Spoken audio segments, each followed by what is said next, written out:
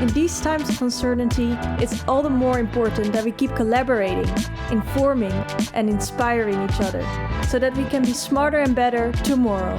Welcome to the Pakhuis de Zwijger livecast.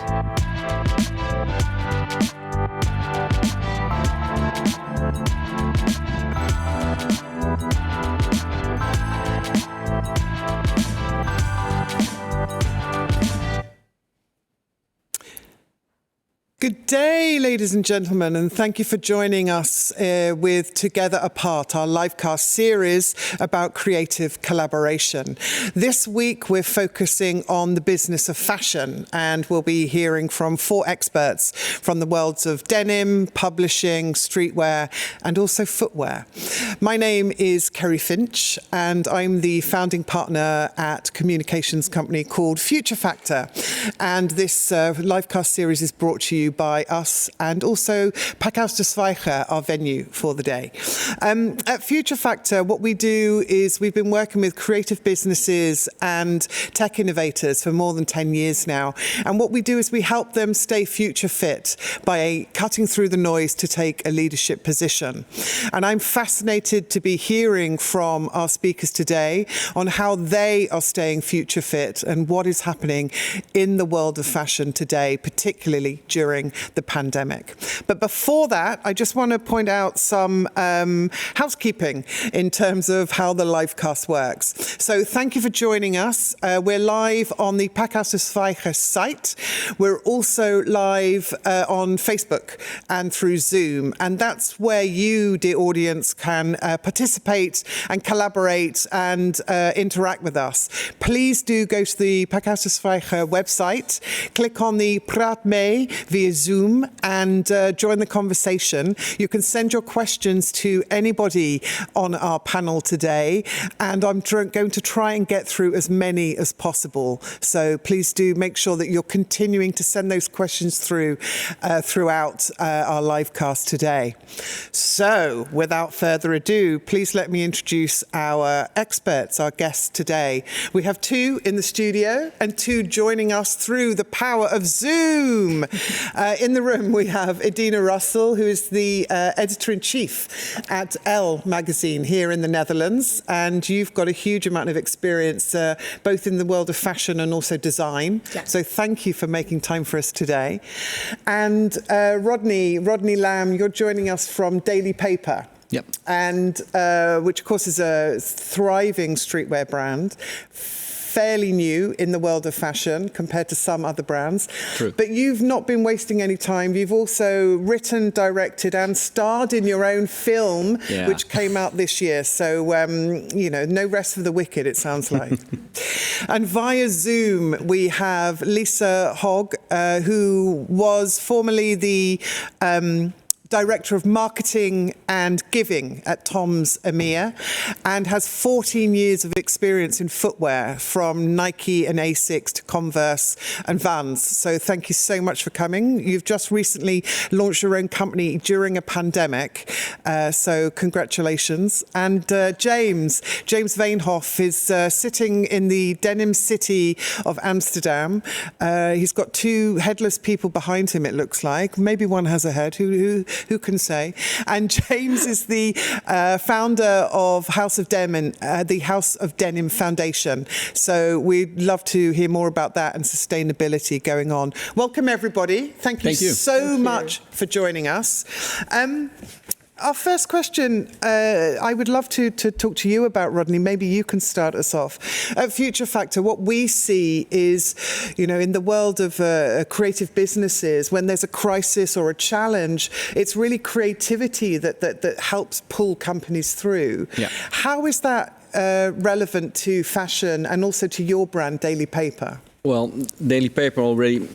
Well, the whole industry was already changing. That's what we saw. So I think what happened during this pandemic is that it only accelerated the change. Right. And so what we had to change was going from offline events to connecting to our community and the culture online. So first thing that we did was we created a hub, which we called Unite. We connected our art directors with creative directors, with marketing managers, and combine them all together.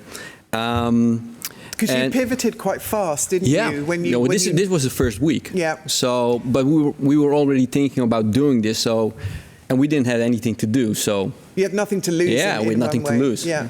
And the first week was the worst week of income ever. So we had nothing to lose.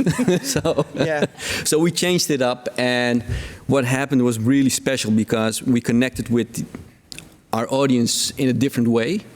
And although this hub was catering to a small part of our database, when we sent out an email through this Unite hub, it had a higher engagement and a higher sales, much more than our regular commercial newsletter. So that was really strange.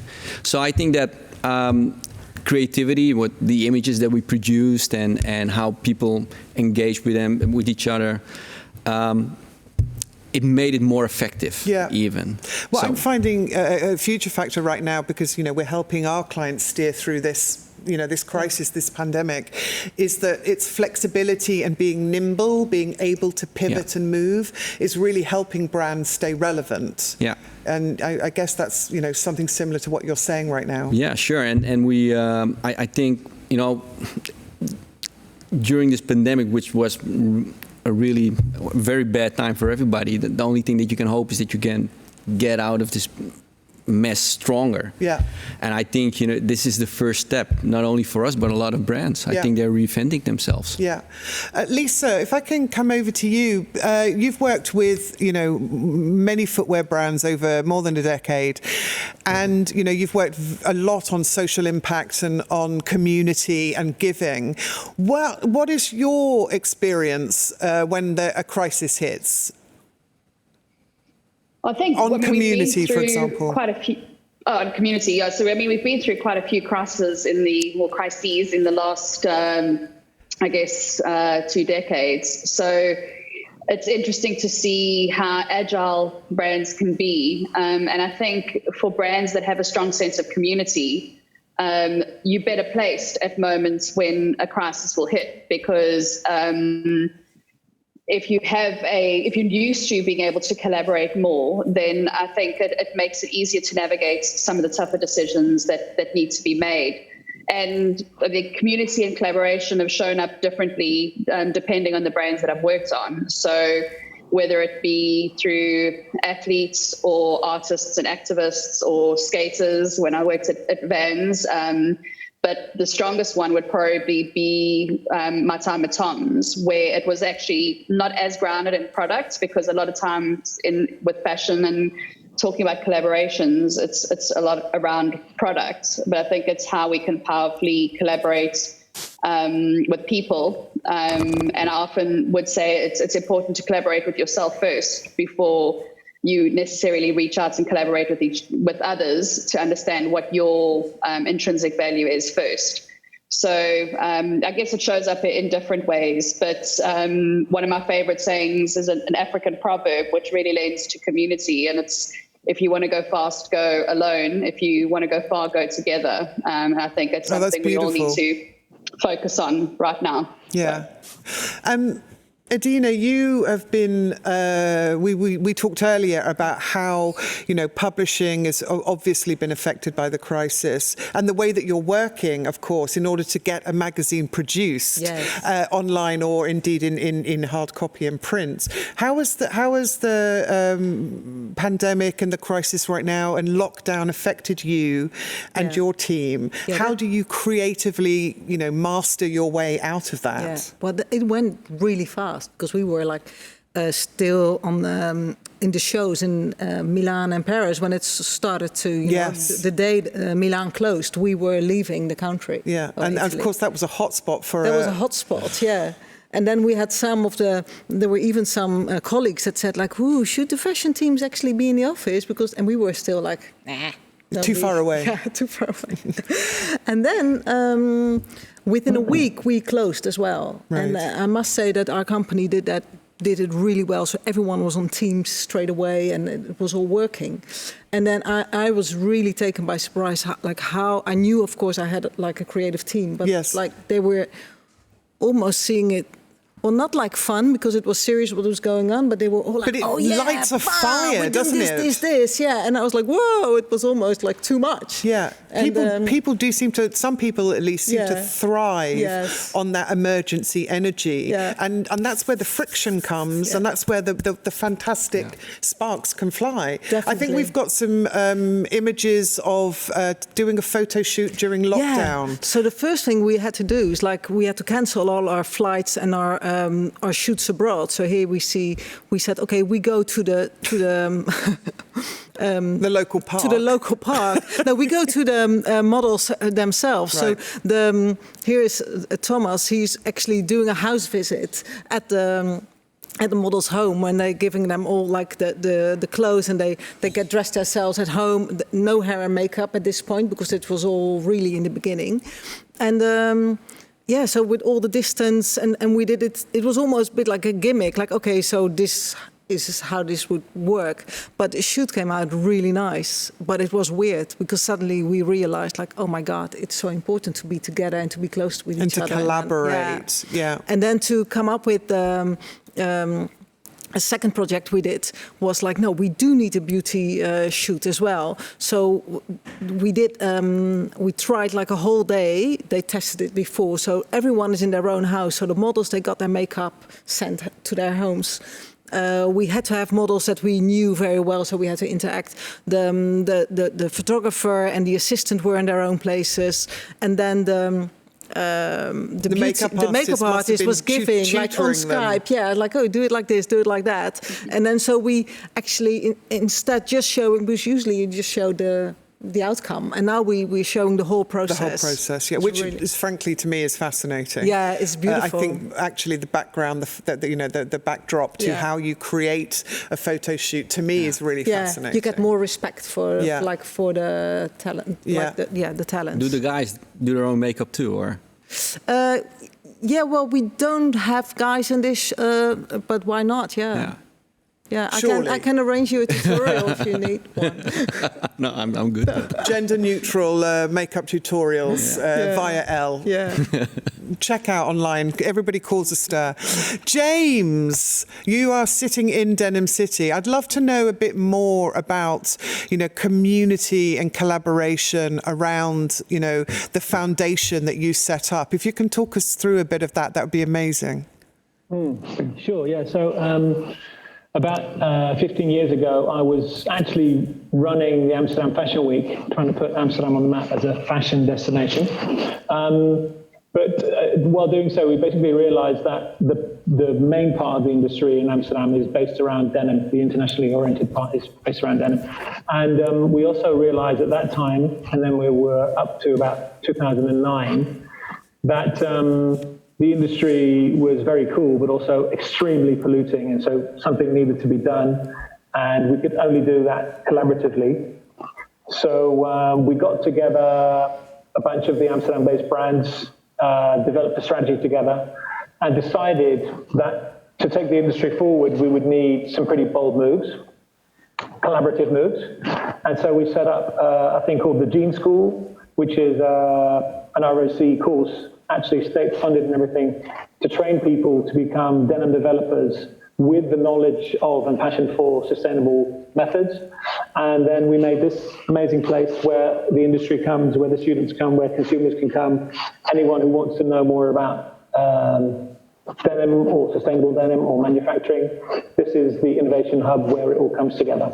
And why is it that in Amsterdam, this is the perfect place for a hub such as this? Why internationally is Amsterdam a hotspot?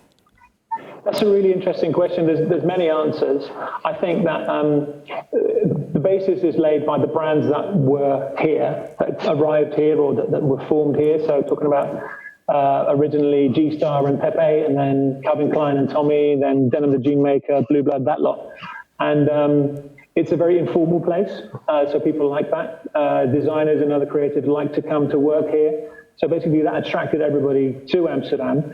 And now that we've founded the Jean School and Denim City, we see that internationally the denim brands come to Amsterdam for the trade show that we organise twice a year, but also just to be part of the vibe here. You can see on the images, the energy is totally different from all the other trade shows in the industry. And because we took the lead in talking about education and sustainability and collaboration, that's what we talk about when people come here.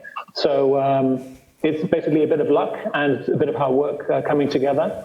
And so now we're basically in the industry. We're the place that people come to talk about a cleaner industry. And now that we're in lockdown and it's difficult to cross any kind of border, which it limits, of course, travel. How does your the jeans school or the House of Denim actually work? Because a lot of it, my understanding from talking to you, was it's about a community experience and learning, and actually that's not been happening, of course. So I'd love to know from you, how you overcome that. Yeah, well, I think we're still in the process of bouncing back and forth between reacting to a crisis, getting back into your values and trying to move forward from your values and your strategies and your principles. So at first, obviously, everybody cancelled their orders. And so all the manufacturing countries are basically screwed. Yeah. So I think, there's a crisis waiting to happen in China, Bangladesh, all the low-wage production countries are going to face very serious problems. At the same time, because it's an industry with so many personal connections, I've been on Skype and LinkedIn and whatever, WhatsApp with people in Bangladesh, in Vietnam, in the States. We're so connected that all of us, at the same time as that we're making really tough and nasty business decisions, we're also talking to each other saying, shit, how can we make stuff happen? How can we make use of the time and the resources that we do have? So the trade show flipped to an online event, a 24-hour online event in the scale of a week, in the span of a week. The jeans school students, the school's closed, but the students come in and help us make face masks for volunteers and stuff like that. So everybody's trying to stay positive and look forward. But it's a very, very complicated time from a business perspective, especially with the big companies who have big impact all the way down the value chain from Amsterdam into production countries. Yeah, it's really having its impact. Yeah. Rodney, what does collaborative creativity even mean to you? Well, Daily Paper has always been a collaborative brand. We did a lot of collaborations in the past, and it's about giving. Well, it's about giving. Giving an audience to artists, and what you see work now, quite collaboratively. Well, this is always, a good. Right? Yeah, this is a good example. This is Kimono? Kimono. This is something that we dropped the week before this week, and what you see here is just we wanted to do something really. We wanted to translate what Daily Paper means, and as a culture, we wanted to bring it to sunglasses. And one of my partners came up with this idea. And he said, I really want to do something cool, really cool. And most of the collaborations that we start, they start really enthusiastic. We connect with people and say, hey, do you want to do a collab? That's how it starts. Yeah, that's how it starts. So tell us about, because we've got some great images from your collaboration with the Van Gogh Museum. Yeah, that was on a higher level, of course. That's something that you discuss. But why the Van Gogh Museum? They wanted to bring art to the youth, and we have a great audience. So it was really easy for us to connect what they wanted to do with the people that we speak to, that we cater to, and we just brought it together. One of my favorite pieces, I'm wearing the jacket now. So. Of course you are. Yeah. I wonder why you were blending into the background. Yeah. I just thought you were just a talking head, but no, you're wearing the jacket. Yeah. No, and this is great. It's a reinvention of Van Gogh. Yeah, it's beautiful. Yeah, absolutely. And like you say, it's about collaboration in terms of how do you crisscross and cross borders with a community, pull perhaps a younger generation into a museum where they're perhaps not going. Yeah, we're collaborating with somebody who's been dead for a while now. So yeah, he's not made any new work for quite some time. For quite some time, right? Yeah. Okay, I'll go back.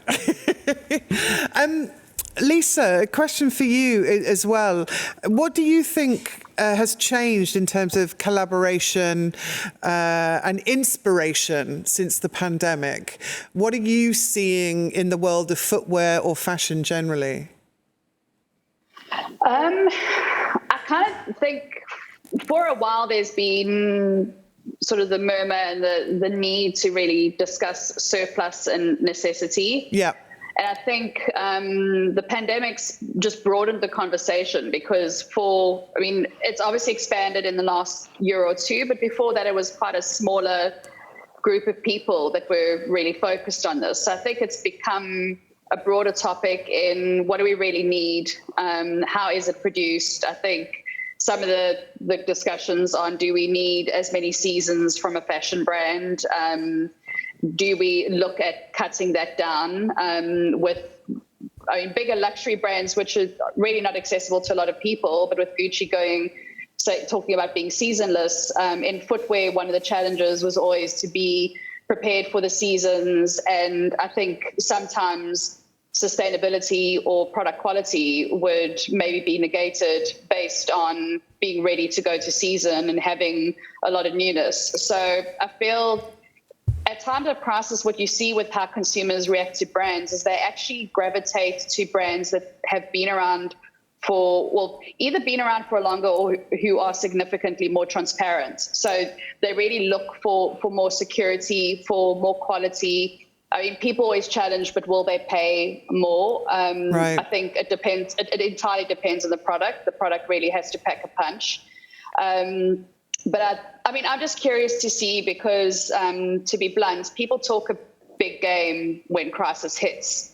What I'm really curious to see is how many people follow through when the engines start to turn again, because I think everyone's got a lot of great ideas and we're going to do this and this, but I think unless we address revenue growth and topics like that, the big machines are just going to keep on turning. So I think I'm curious to see how sort of not even just focusing on fashion, how all businesses respond in the wake of the crisis, which I think is a while out yet.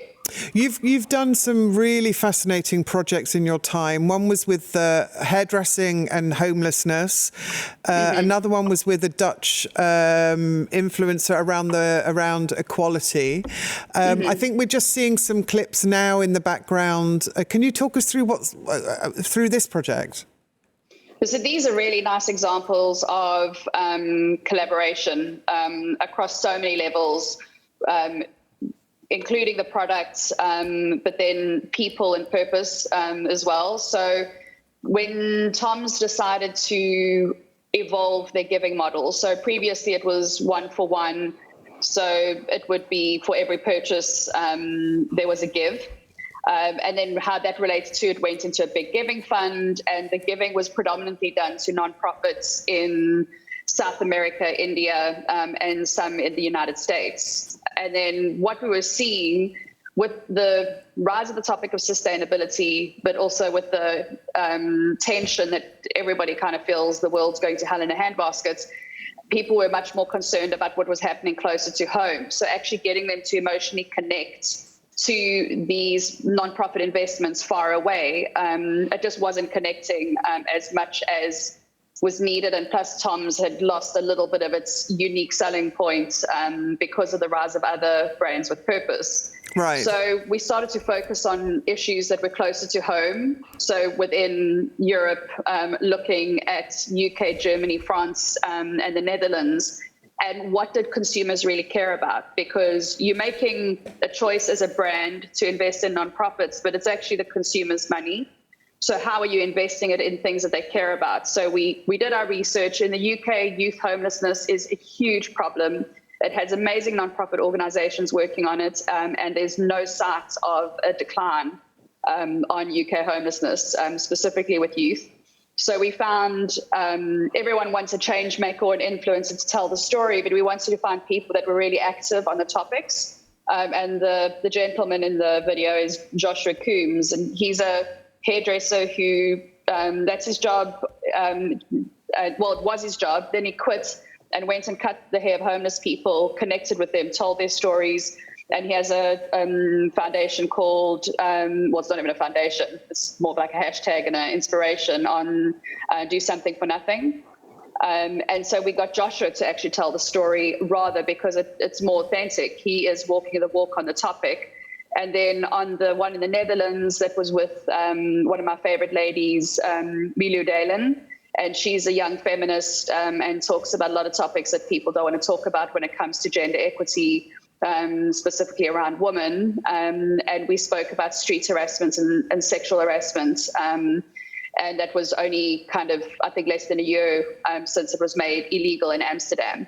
So she spoke about that. But then with both projects, we had nonprofit investments that went to specific nonprofit partners that then were able to make specific impact. So kind of lots of levels of collaboration in those projects. Thank you for that. Adina, what are you seeing in publishing? What stories are readers, your audience, your public, wanting to read about? You know, are they cynical about sustainability, collaboration, community? No, definitely. Are they interested in something else entirely? Yeah, no, definitely. The ELLE community in Holland is definitely not cynical. Also because we've been talking about environmental issues and sustainability for a long time, where we always try to like raise them or inspire them to say, like, you know, it's not just about buying and be more considerate. But as Rodney said earlier, this was already going on for a while. Everybody was talking, like every last few seasons, people, and even before, people were saying like, oh, we can't just go on like this. You had designers almost like, you know, on the verge of mental breakdowns, like, oh, it's too much pressure, too many seasons. So I think now it's just, you know, people want to know, like, okay, what's next? Yeah. Next? So that's a great segue. We had a question from Irene, which is, you know, how do you stay ahead of the curve when it comes to fashion now, particularly when, you know, in the fashion industry, that's not the point, but it's how fashion works. It's a season 2 or 3 ahead. How does the industry, how do businesses now continue to do that? Is that important when we've been in lockdown for 3 months and brands haven't been able necessarily to continue and sustain themselves? Maybe one for Rodney or James. I think it's different when you're a young brand because, you know, a lot of big companies, they have the philosophy of we have to be greener, we have to be more sustainable. But when you're a young brand, you start out being sustainable, and really, you're a speedboat, not a steamer ship. Yeah, but for us, you know, it's not a conscious decision to be sustainable. It's in our DNA. It's part of your DNA. Mm-hmm. Yeah. So we always, you know, when we chose our first factory, it was like, how are these people treating their employees? And that's a question that you know and. But if you have this legacy and you work with a lot of factories and it's very big and you have to visit them all, it's a different story. So I think it's very different for big companies to make the transition, but for young companies, and we're just lucky. Yeah, James, your thoughts on that? Well, I think Rodney made a really good point that, you know, if you start out selling through a community and using Instagram and just a few physical owned stores as your distribution base, you're in a totally different position than the brands that have been around for 30, 40 years who have showrooms and pre-orders and then retailers and distribution, and they have product planning cycles that run 2 or 3 years ahead. You know, there's people already working on spring summer 24, whatever, you know, even fabric developments or yarn specs, all that kind of stuff. So yeah, the machine has become very, very highly tuned and very perfected, but situation has changed. So the jury's out on how this is going to be taken into the next year or so. My friend Joris Aberges, who runs the We chain of shops, he said he expects it to be permanent sale for the next 9 months until everybody's cleared their stocks. Right. And people already going into warehouses, merchandising together new looks from existing stuff in the warehouse, just sampling a little freestyling because they need to, right? So the question is, will this be the end of the dinosaur, or will the dinosaur survive with one limpy leg, or will Daily Paper take over the whole game? I love dinosaurs. One or two, come on, let's keep one or two dinosaurs. No, so I think it's a very interesting time. We don't really know how people will react. Yeah. There's always this stubborn belief that people won't pay more for a better product. I beg to differ. I think if people are given a clear a course of action, what we call a handelingsperspectief, if you can clearly say, this pair of jeans will cost you 30, but it's crap because A, B, and C. This pair of jeans is going to cost you 60 or 80, but it's going to last you longer. And guess what? You're going to look shit hot in it, and girls will think you're cool. We need to sort of reframe. Which brand is that? I need it. Yeah, you're going to look amazing. Daily Paper. It's Daily Paper. Of course it's Daily Paper. But, yeah. So I think it's all about, this is a big opportunity for us to reframe what's cool and what's, previously known as sustainable. In the denim industry last year, we had this really cool discussion right here in Denim City, where it was all about sustainability again, And one of the industry leaders, right, an absolute god in the industry, stood up and said, can we please stop talking about bloody sustainability for just 10 minutes and get back to what we're really good at, which is making amazing shit that people love to wear and feel great in. And so now the past season, everybody's been talking about, green this, what is that? And it's all the same people that are just pumping out cheap shit anyway. So now is the time, I think, for us to collaboratively come up with a level playing field and give consumers the power by clearly explaining to them what's good, what's maybe not so good, and then they can make an active choice. Yeah. So it's basically, obviously we need to wait and see because we can't change the industry on our own, but collaboratively, and that's what we're working on now, collaboratively, we can set a sort of a higher level playing field, and then, people that don't want to join, screw it, you'll be part of the bad guys, and the people who contribute will be part of the good guys, and then we can help consumers choose those brands. And it's making yourselves what we Futurefactor is making it what we call being future fit. You're pivoting with purpose. For me, it's the only way to survive, actually. Lisa, there's a question come through from Edna from Sweden. Hello, Edna from Sweden. What are brands to watch that are really using their community well? What brands, are fascinating you right now? And while Lisa's thinking, anybody got a brand that they love? For me, it's pretty, I've been asked this a lot on, which are the sustainable brands to watch, which are the ones you respect, how do you use community? And I often come back to what feels like, it's starting to feel like a little bit of a cliche answer, but I mean it, is I still think Patagonia are amazing at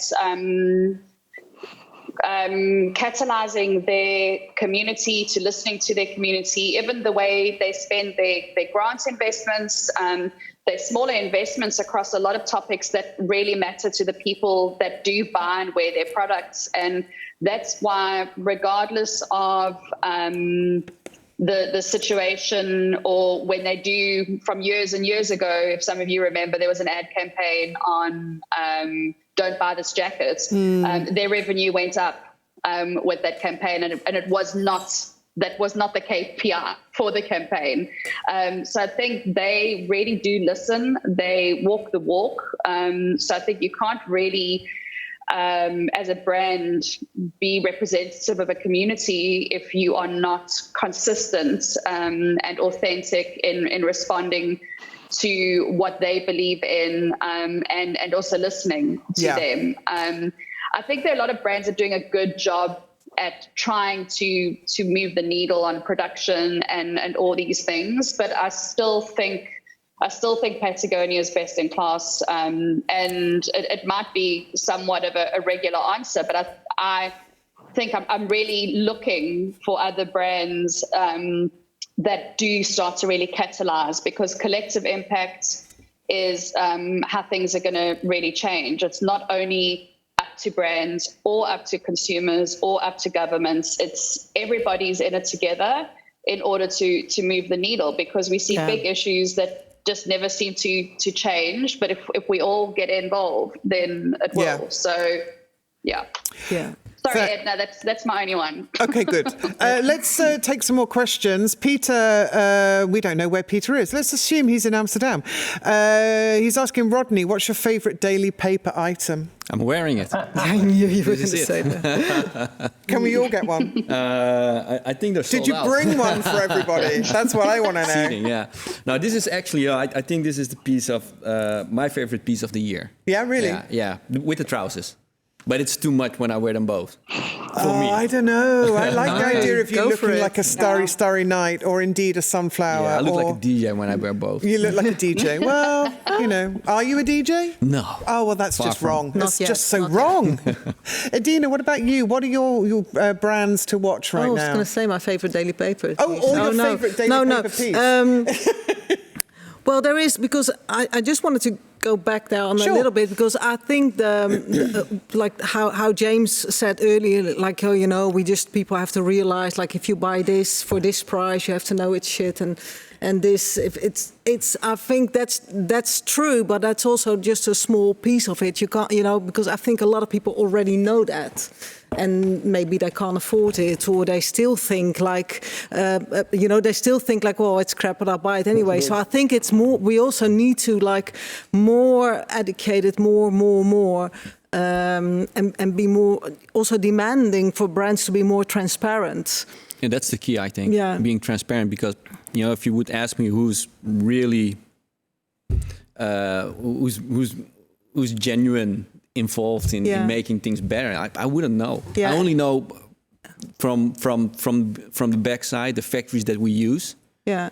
Those same customers that produce in those, the same brands that produce in those factories, I would buy stuff from them because I know that they thought about it. And you have to be, I think, for yourself as a consumer, you have to think, because it's also very complicated, of course, where, okay, when is it okay for you? Is it when the people are treated or paid well, or is it the production chain is all like circular, or, you know, and so, you know what I mean? So it's a lot of different it's not only about green, things. It's about... So I know a lot of the Scandinavian smaller brand, like Scandinavian Fashion Week, that was all about sustainability, and they're really like going for it. But yeah. So if you, thank you for that. Yeah, but now I'm just thinking about clothes and my own wardrobe. Yeah, no, definitely. So if your house was on fire, what item would you be saving and why? Oh, I love that question. James. Surprisingly enough, that's a pair of trousers. Denims, obviously. Pair of denims, probably. Which brand? You must have Territory or Double RL. I'd have a hard time choosing from my denim shelf which pair I would save. But okay, you'd be sweeping them into a big bag. Sweeping. Yeah. Lisa, can I just make a point on the brands, because I think Eddie's right. You know, it's very complicated to make a better choice. So that's our job as an industry, to make a better choice easier.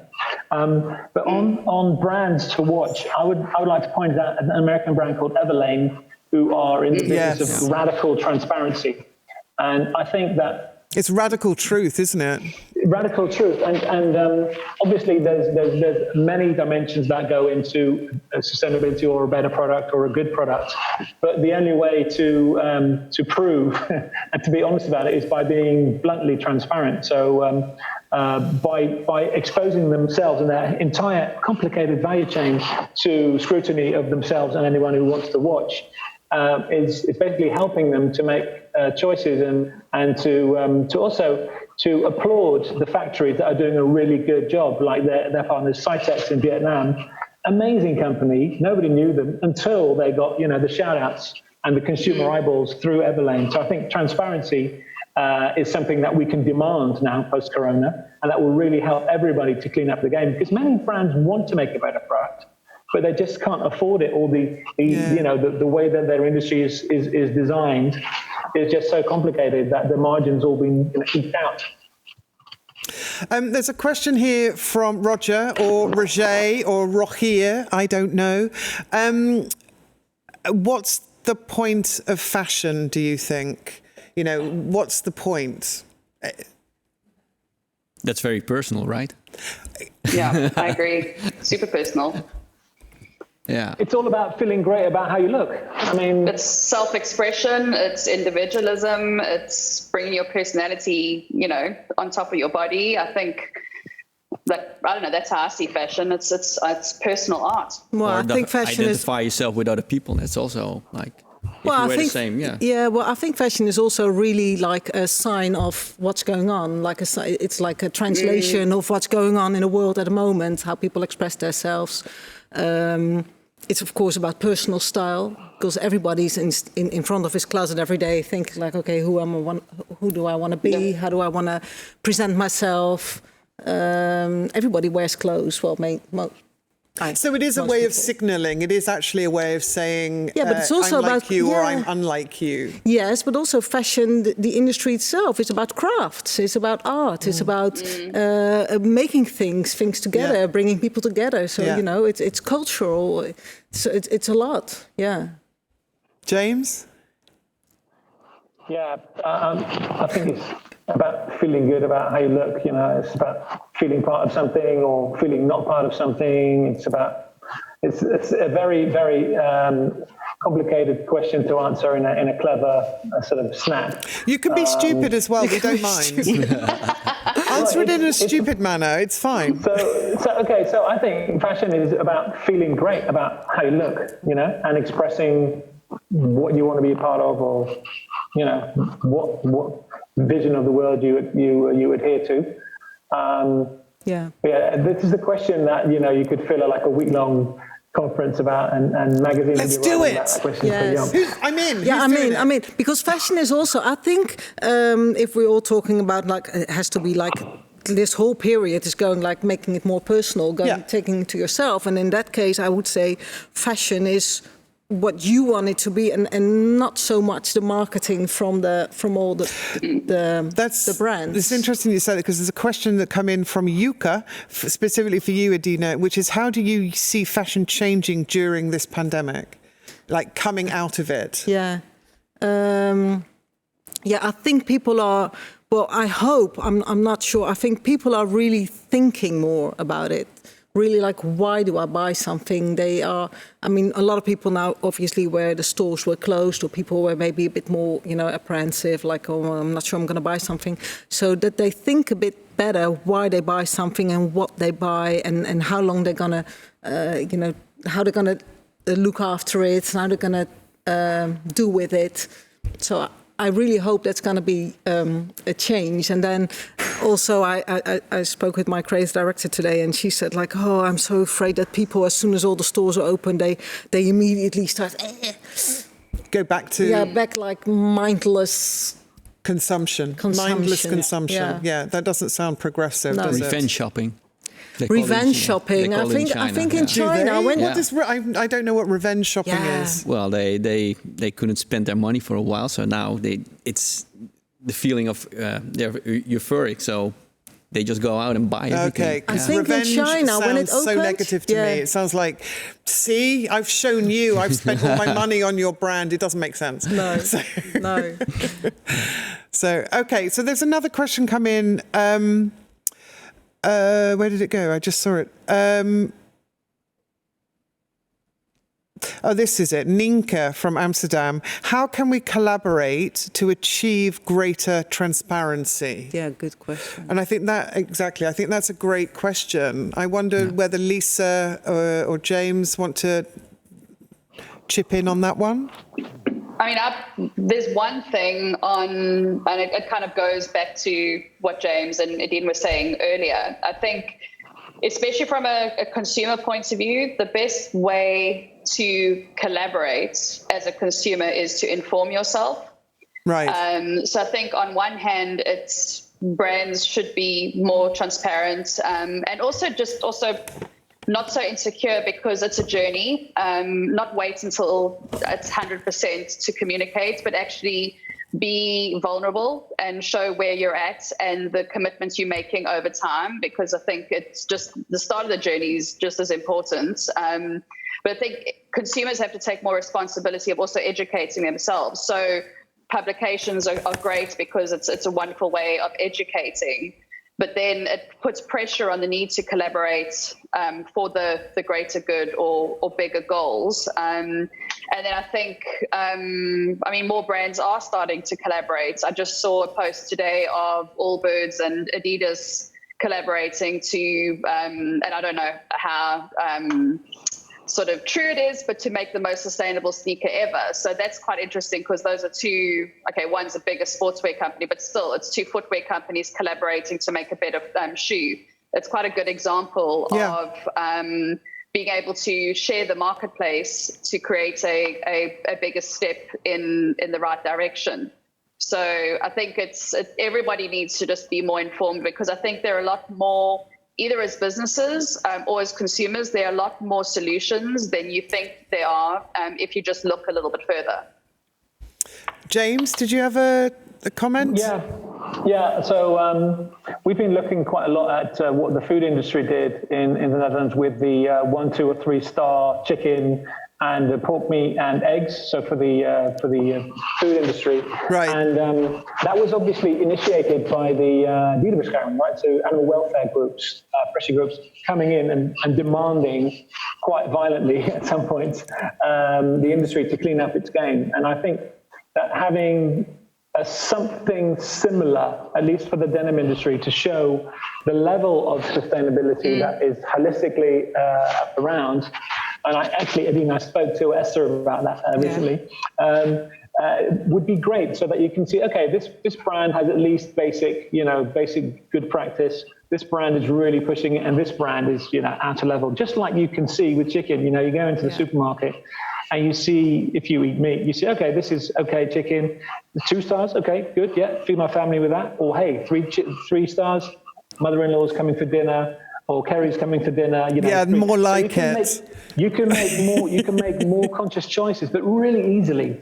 And now we're asking consumers to educate themselves in this really complicated matter of, multidimensional sustainability. Is it about water, chemicals, a fair work and wages, transparent value chain, all that lot?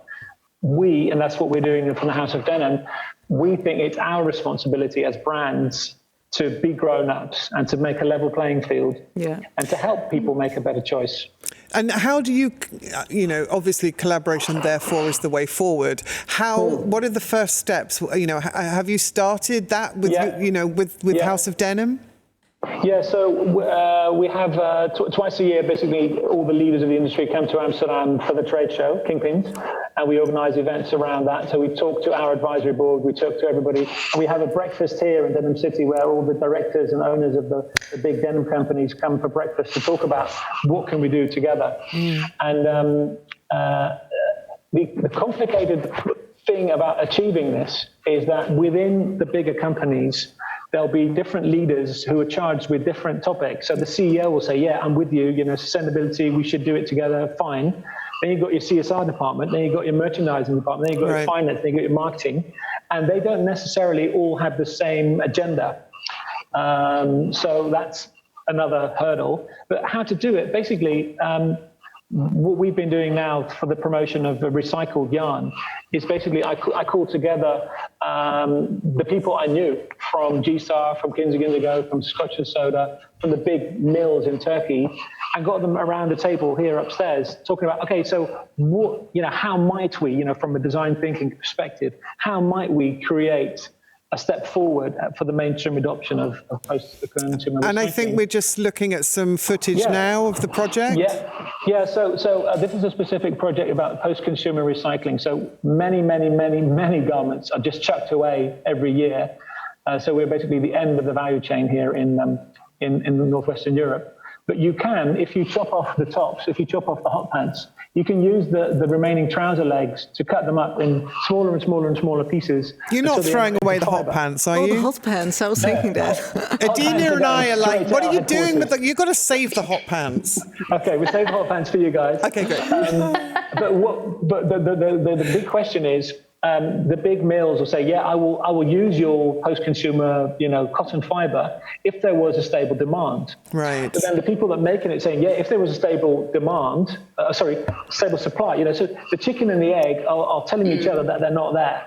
And so what we're trying to do now is get everybody at the table and say, okay, so if you were to provide a stable supply of cotton. If we were to supply you the cotton, would you buy the post-consumer recycled cotton? And then the mills are saying yeah, and the brands are saying yeah. So the garment collection people that do all the bins are saying yeah, we can do it. So now we're trying to pull that all together by creating a European standard and maybe some benefits for brands that join. So maybe let you pay lower taxes, all that kind of stuff to really incentivize with a carrot and a stick brands to all snap into line. So if we do that, we'll have earned our little beers at the end of the week. But basically the answer to the question, how do you collaborate, is call people up and get them together with partners that can make it worth their while in business terms to join and make it happen. Rather than, try pilots, because we've done that as well, but really look at how can we change the entire industry by changing the big flow of cotton in a small way, step by step, towards a better place. Because it has to be purpose and profit, doesn't it? I mean, it is business, Yeah. So, I understand if that. You're just telling people to, some advocates of sustainability, the big brands should make just a little less profit. Yeah, it doesn't really work like that. You have to think about the mechanics of business and make it worth the while to join. And then you can tell people too. But it's also, Rodney? it's also about one of the things that we say to our employees: you have to be sustainable yourself. Like, don't overprint, don't overconsume. So this ties into a question from Denise. How has the way you personally dress changed? So, this is quite interesting. If everybody is becoming more aware of sustainability, its importance, for example, that obviously can have a huge impact on the way that we're all dressing. Yeah, for somebody that is in fashion, I really don't have that much clothing, so. Just your Do you have a capsule? I have a collection. You have a capsule wardrobe. Yeah, and I have 5 kids. So I don't believe you've got a capsule wardrobe at all. So when everybody steals my clothing in my house. So we share. This is precisely it. Yeah, but this trousers is like I've worn it like 3 days this week already. So. And basically, I don't know if it's just me, but I just always go to the same items. Right. Yeah. So, but that's how I've always been. But that is very sustainable as well. People really know their own style. Yeah. And not so much as a uniform, but if they really know that, then you also buy less, or you buy better, or you're not tempted to just buy lots of miskopen. I don't know the English word for that. Yeah, mistakes. So that's also important. Yeah. Well, but it changed because like 2-3 years ago, I had items that I wore once in 6 months, and it really felt bad. But you think about it more now. Yeah, of course. I mean, with the editorial team, don't get us wrong, we love clothes, but we were all talking with each other, like, and everyone's like, no, I haven't bought anything, and I know or they're saving up. I'm saving up for a pair of boots I want. And then everyone is really like shopping in their own closets because we have so much. So it's more about conscious consumption and upcycling, recycling, upcycling. Yes, definitely. Lisa? I feel like I have quite a specific body and specific taste, so I actually don't shop a hell of a lot. But in this last while, I've definitely gone to shopping in my own closets. I think as someone who's worked for 6 footwear brands, I don't actually have a lot of shoes. But I think knowing, and I go like what Edine said is what I love is when you really know your personal style, you're not going to go and just buy more impulsively. You're going to be a lot more specific. So, I realize I've had stuff for a really long time. I have a bag of skinny clothes, a bag of bigger clothes, so with stuff that I like to keep hold of. But I buy a lot less, and I think what I'm more focused on is helping. I have 2 teenagers, helping them understand how to consume and buy as well. Again, it's about education, isn't it, then? Yeah. Although I do agree with James, I think there is, we can't put it all on the consumer. I think it's a great idea to make it more digestible and accessible, because I think some people just go, oh, I don't understand. I'm not gonna do it. So I think it's a great just to kind of skip back to that, I think it's a great point. So we've just got a few moments left, and I'd love to know what would be your dream collaboration from everybody. Who would you just love to collaborate with? It could be anyone, anything, any. Anybody got somebody or something top of mind? NASA, for example. That'd be amazing. Genes in space. Yeah, exactly right. Genes in space. Are they going today? Are they going tonight? No, it got cancelled. Oh, again. Oh, Saturday. I thought it got cancelled Yeah, anyway. Saturday, I think it's going to be, yeah. You heard it here first, people. Who would you collaborate with, apart from NASA and apart from Daily Paper and apart from ELLE and apart from House of Denim? Ooh. You've already collaborated with the Van Gogh. I love that everybody's we're all just watching. Audience is just watching you think. We can hear the world turning within your brain. Okay, let's ask another. I think lots of young people. I think I would love to make like an ELLE with all like, you know, like this. A Gen Z takeover? Yeah, almost like that, yeah. That sounds brilliant. Yeah. Anyone else? Anybody else got an answer? Well, maybe in the future somewhere, Daily Paper and Nike. Why too far in the future? Let's make it happen next week. Yeah, let's do it. Come on, let's do it. James, Lisa, any ideas? Apart from NASA? Okay. I'll leave you to think. Everybody, you can circulate later. Just a really quick question from Nick. How do you find your signature look?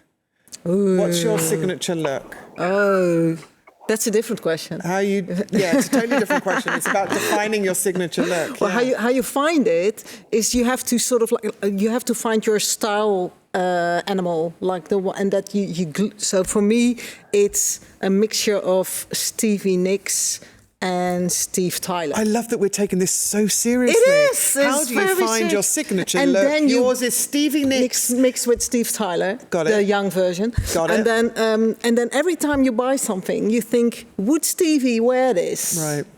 Or Steve. Or Steve. One of the Steves. Would they like this?